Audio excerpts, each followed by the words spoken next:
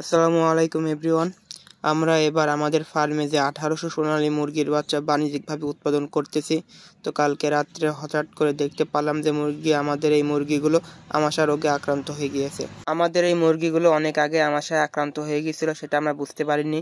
সে কারণে এই মুরগির আমাশাটা এত পরিমাণ তীব্র ধারণ করেছে যে সেইগুলো বাথরুমের সাথে লাল বর্ণ ধারণ করেছে। তো যেহেতু আমাদের ফার্মের মুরগিগুলো রক্ত আমাশা হয়ে গিয়েছে, তো এটা খুবই একটি গুরুতর জটিল একটি রোগ।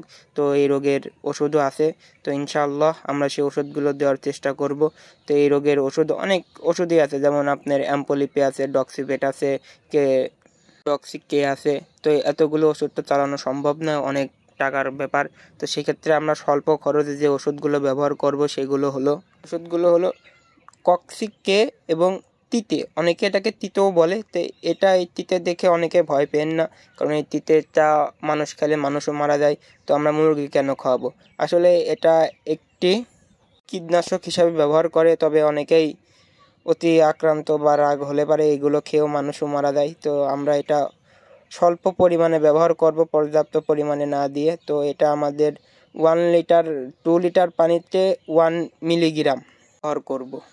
তো সকালবেলায় ভোরে যে পানিটা আমরা দিব ফার্মে, সেটা আমরা অল্প পরিমাণে পানি দিব। 25 লিটার পানিতে পুরো ফার্মে আমরা পানি দিয়ে দিব মুরগিগুলোকে। ওই 25 লিটার পানিতে আমরা 10 গ্রাম তিতে ব্যবহার করেছি। এই 10 গ্রাম তিতে দিয়ে 25 লিটার পানিতে মিক্স করে সমস্ত ফার্মে আমরা এগুলো দিয়ে দিব। আর এই পানিগুলোকে আমরা রাখবো 2 ঘন্টা পরিমাণ। তো আলহামদুলিল্লাহ আমাদের পানিগুলো দেওয়া কমপ্লিট হয়ে গেছে। আর আমরা এই পানিগুলো 2 ঘন্টা পরে চেঞ্জ করে দিয়ে সাদা পানি দিয়ে দিব। আর এই ভিডিওটি ভালো লাগলে লাইক, কমেন্ট, শেয়ার করতে পারেন। আসসালামু আলাইকুম ওয়া রাহমাতুল্লাহি ওয়া বারাকাতুহু।